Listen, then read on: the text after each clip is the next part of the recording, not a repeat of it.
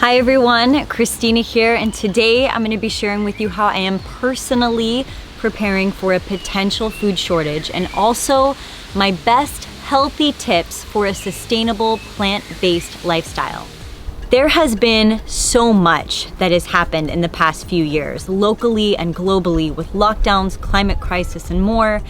No one really knows what to expect moving forward or what will happen. It is best to be prepared no matter what. I have had so many requests for this video, so I'm hoping that you will find this video to be helpful in some way. My intention is to encourage you and to inspire you to take charge of your health, to become more sustainable, and to think one step ahead right now. Even if you're not worried about a food shortage, winter is around the corner, and all of the tips, suggestions, and items on the list I'll be sharing with you today will be useful to you in this video. I'm standing in my garden right now, and I want to take a moment to really focus on and discuss the importance of sustainability. I'm sure you've heard the word thrown around a lot, but do you actually know what it means and why it's important? Sustainability is the ability to be maintained at a certain rate or level. It's also the avoidance of the depletion of natural resources in order to maintain an ecological balance. I have spent the last year doing my best to become as sustainable as possible, with growing my own food, living off of well water, purchasing reusable items, and even supporting more sustainable and organic clothing. Living on an island has forced me to become more resourceful because I don't have access to as many places or things as I would if I were living on the mainland. There's no Amazon Prime over here. I've got to be prepared, and I have discovered so much. And I'll tell you this, it might be more challenging, especially in the beginning, but it's worth it, and this is where it is at. There is a way for all of us to incorporate more sustainability into our lives so that if a shortage does actually happen, you will already be prepared and there will be a much lesser inconvenience to your life. There's no need to fear, simply prepare. I've spoken with many people about this, and I've also watched and seen preparation lists from other survivalists out there at the moment who are recommending things. And the one thing that I have noticed is that they are not focusing on the consumption of fresh foods. Just because something like this might happen doesn't mean that you can't eat fresh foods or that you'll be stuck consuming canned goods for a ridiculously long period of time. Something different that I will be sharing with you in this video is my take on how you can still consume plenty of fresh and healthy foods even during a food shortage. I've seen the worst advertising out there, selling ridiculous astronaut-type foods in air-suctioned bags that will last for a million gajillion years, or even just very unhealthy cooked and frozen dried burgers and pizzas. As tempting as some of that might sound to you, these options aren't good for your health long-term. These companies are trying to make money off of you instead of educating or empowering you to be able to be healthy, to become more sustainable, and to even have a more positive impact on the planet. I've put together a list of 11 important items or suggestions for you. I leave it up to you to purchase enough for a 6-month to a year supply, or however much you need or your family needs. You do want to make sure that you are purchasing enough food to provide sufficient calories if something like this were to occur. I've put together a complete blog post with all of my tips, suggestions, recommendations, and links. Everything I reference in this video will be put together in a nicely organized format for you in the blog post. The blog post is linked below in the description for you. Please check it out. So let's jump in. My number 1 is fresh foods. I know most people would not start with this item, but I'm going to because I think it's important. Now is the time to start learning. The first and easiest thing you can do is learn to grow your own sprouts at home. No soil or sun is needed. It is so easy to do, and it's very inexpensive. You can grow cups and cups of sprouts for less than $1 a day. Sprouts are loaded with minerals, amino acids, and more, and even protein. I have a video on how to grow your own sprouts at home. I've linked it below. You can easily stock up on sprouting seeds that will last you for a year or even 2. I use the organic and non-GMO seeds from True Leaf Market, and they are the best. They even have their own seed survival kit with a ton of seeds that will last you a year or longer. I have linked that below for you as well. My second suggestion for consuming fresh food sustainably is to grow your own microgreens. You can grow your own microgreens on trays around your house and eat fresh salads daily. The seeds are so cheap, you can eat 6 to 8 cups of microgreens for about $1 a day. I also did a recent video on my YouTube channel on how to easily grow your own microgreens on your countertops or on your porch. I'll link it below for you. Please check out the seeds from True Leaf Market, stock up on their seeds, and thank me later. My third suggestion underneath the itemized list of fresh foods is to grow your own garden. Now, this is my third suggestion because I know not everyone is in a situation where they are able to have a garden right now, but it can be easy for you to do if you want to grow in bins on your porch, beds in your front yard, or even pots in your windowsill. Now is the time to start if you're able. This is my garden. It is my dream garden. I put so much time into creating it. It took me 6 months to design and to build my garden. However, your garden doesn't have to be that way. It can be as easy as getting pots, getting buckets, making beds, throwing in some dirt, and planting the seeds. It can take you a weekend, a day even, to build or create your own garden. Since building my garden has been insanely abundant. I use the seeds from True Leaf Market. I'm basically eating more than 50% of my diet straight from my own garden. And you can do that too. How cool is that? Now, you just see a little portion of what's here right now, but I do have a ton of fruit trees that I have managed to plant and to harvest with. So you're just getting a little peek of what's on my property right now, but that's a part of being sustainable, is being able to plant the foods you want to consume so that the earth can bear those fruits for you, and it's ever giving, it's ever life-giving for you. Lastly, and in regards to fresh foods, and this one is so important, find your local farmers and support them. You can still incorporate fresh fruits and veggies into your daily routine. This is how generations and generations before us made it through difficult times. They learned how to grow their own food. So if you're growing your own sprouts or microgreens or veggies in your garden, you can still get more variety through other local and organic farmers, and you're supporting your local communities, your local economy, and more. Number 2, dry foods. Dry foods encompass so many different things, and for someone like me, these staples are essential to provide varieties, calories, flavor, enjoyability, and more. In my dry foods category, I have the following.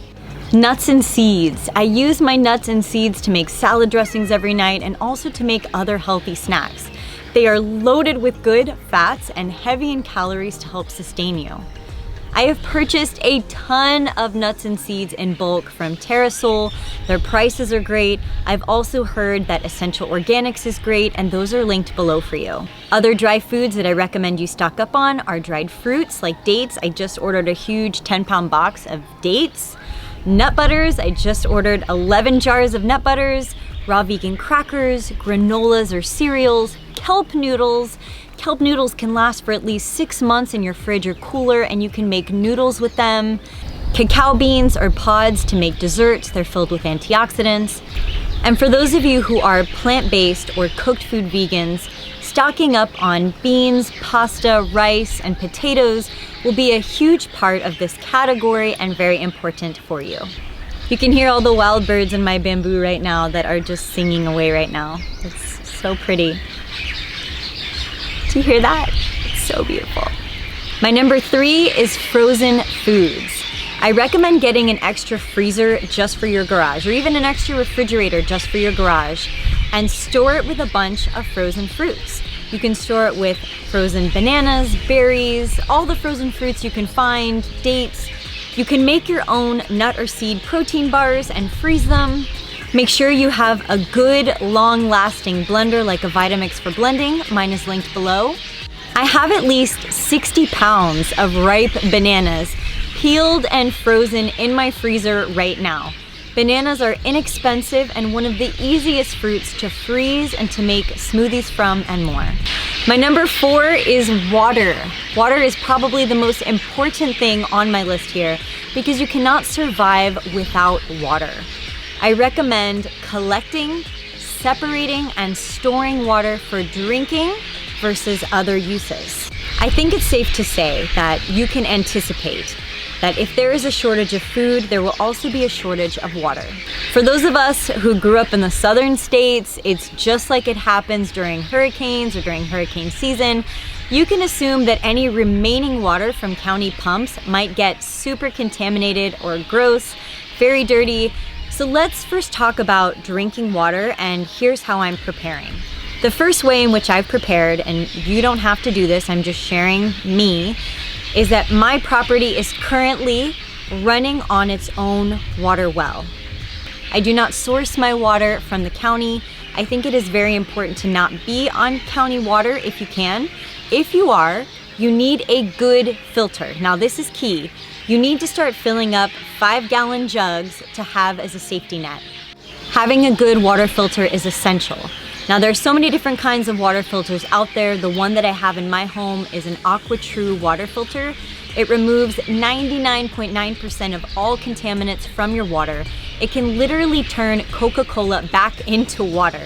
You need something like this. AquaTrue has been so gracious enough to provide you with a 50% off link. It's below in the description as well. I would buy your own 5-gallon jugs and fill them up. I'm gonna be doing this very soon. The goal is to have at least 15 gallons of water stored for emergency use. Let's also talk about rain barrels. As per water that you need for your day-to-day use or other things other than drinking, I recommend getting big barrels and having excess water there for emergency use.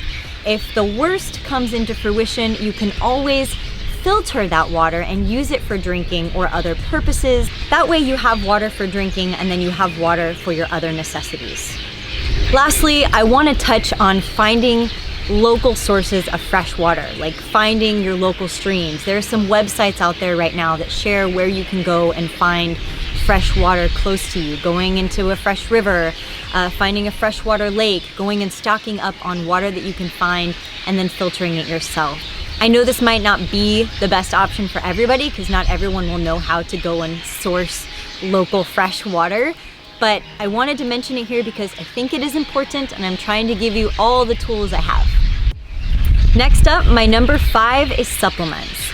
For everything that you're not getting from your food, you can supplement.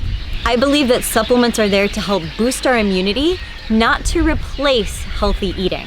It's always good to have things on your shelves like extra green superfoods that you can add into your smoothies to add extra nutrition into whatever it is that you are eating on a daily basis. I think it's important to have a shelf full of vitamins and minerals, not synthetic ones, but made from whole foods. I am a huge fan of Sun Warrior supplements.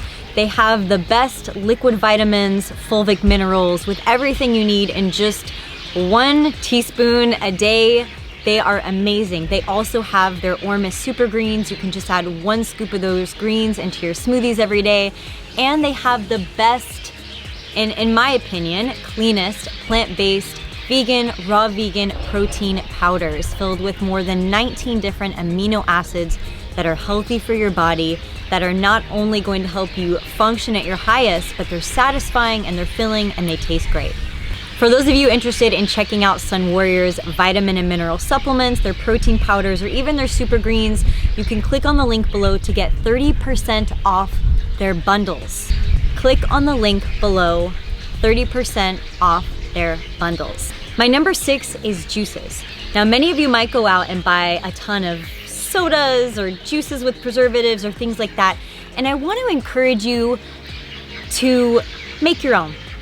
right? Like if you're growing your own food, if you're sourcing fresh fruits or vegetables, or even if you are stocking up on a lot of nuts and seeds, focus on making your own liquids from time to time. Like you can make your own nut milk using the dry foods that you have. If you have a bunch of almonds or cashews or macadamia nuts, you can focus on making your own. You can make fresh juice using your microgreens. You can make fresh nut milks using your bulk, dry, sourced nuts and seeds that you've purchased. There's so many different ways to create fresh drinks for yourself.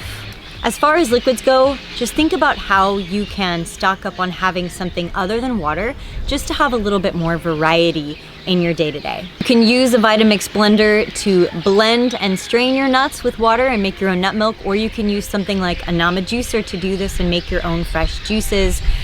For those of you interested in getting $55 off a Nama juicer, please see my links below. Next up, Dehydrated Foods. Dehydrated Foods last a very long time. Now you can go out and buy bulk items of your favorite dehydrated fruits or even vegetables, or you can dehydrate them yourself.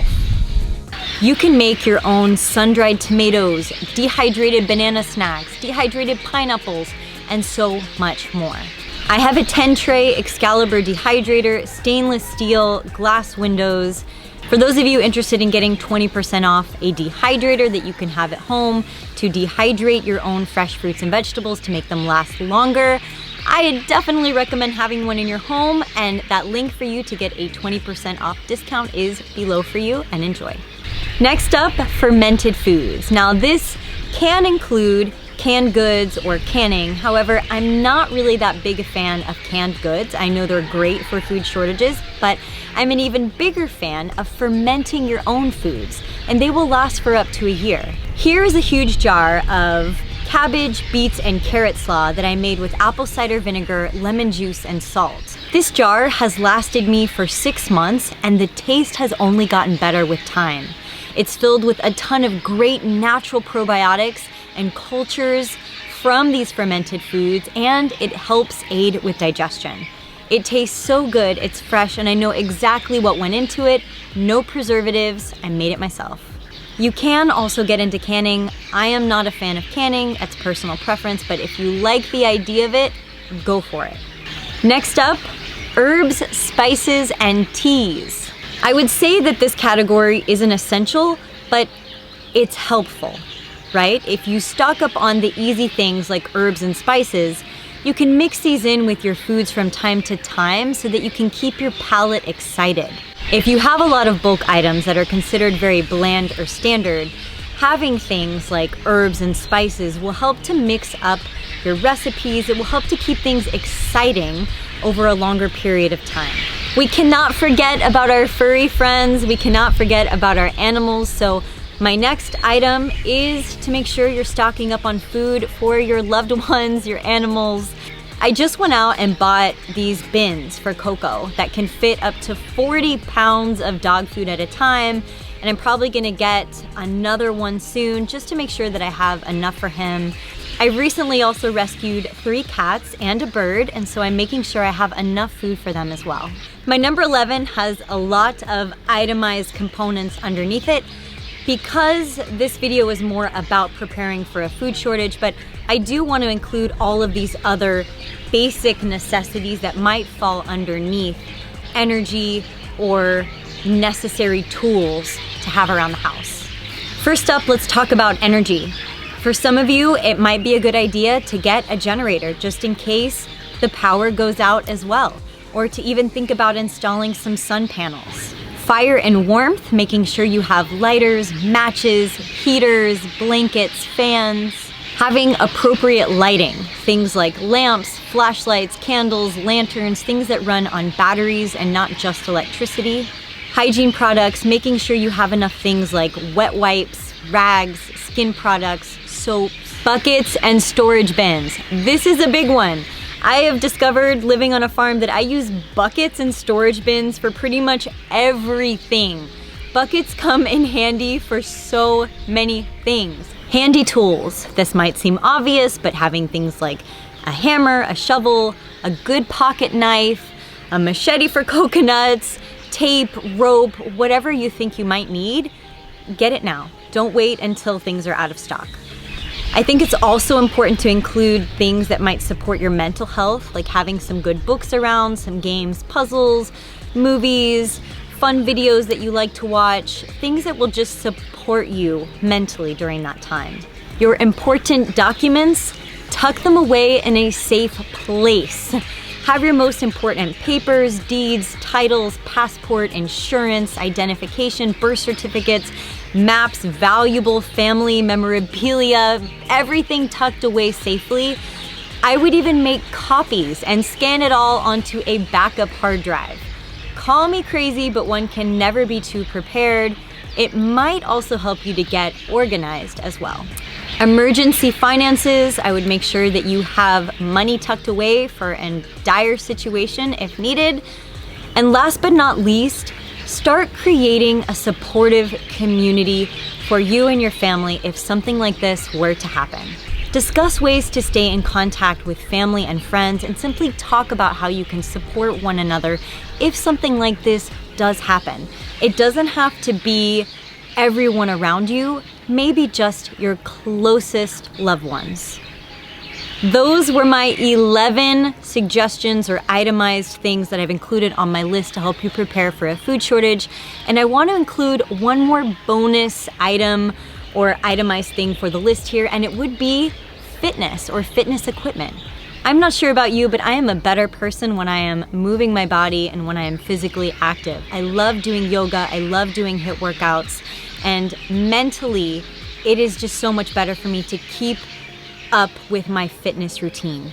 I know this isn't a necessity for a food shortage, but I wanted to include it here because it's important. So get yourself a yoga mat, some weights, some fitness equipment, something to have around the house.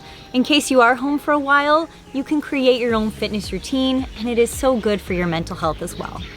I hope you have liked this video on how I'm preparing for a food shortage. I hope you've liked my list. I hope that these will be helpful for you, even if you are just pursuing a plant-based lifestyle or getting ready for winter. If you've liked this video, please give it a thumbs up and hit the subscribe button, because there is only more epicness to come. Thank you all so much for subscribing and for being here with me on this journey. You have no idea how much it means to me. I do not take it for granted that you are my community and you are here creating this amazing and magical space with me. So thank you. As I mentioned before, I've created a very detailed and in-depth blog post with all of my recommendations, links, and more for you. I've included that link in the description below so you can go back and reference it at any time, especially as you are making your own preparations, if that's what you'd like to do. For those of you who are looking for more information from me, you can check out my website at FullyRaw.com. And if you're looking for more recipes, you can check out my Fully Raw recipe app. I have more than 450 raw vegan recipes on my app with juices, smoothies, salads, main courses, desserts, soups, dips, sauces, and more.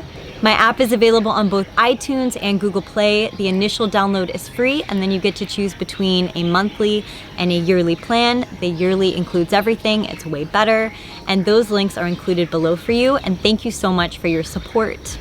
For those of you who have extra suggestions on how you would prepare for a food shortage, please leave them in the comments below. I look forward to reading all of your responses. Thank you again so much for joining me today. It means the world. I can't wait to see you all in my next video. Sending you all my hugs and my love. I'll see you soon.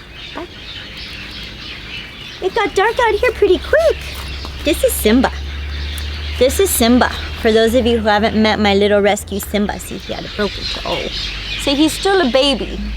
And he's as sweet as pie, this one here. I love you. I love you. Say, Coco's still getting used to all these cats around the house, but I just rescued these cats. I got them all their things. They're well taken care of. They're officially mine. And my cats' names are Simba, Zorro, and Chica, and I hope you get to meet them soon.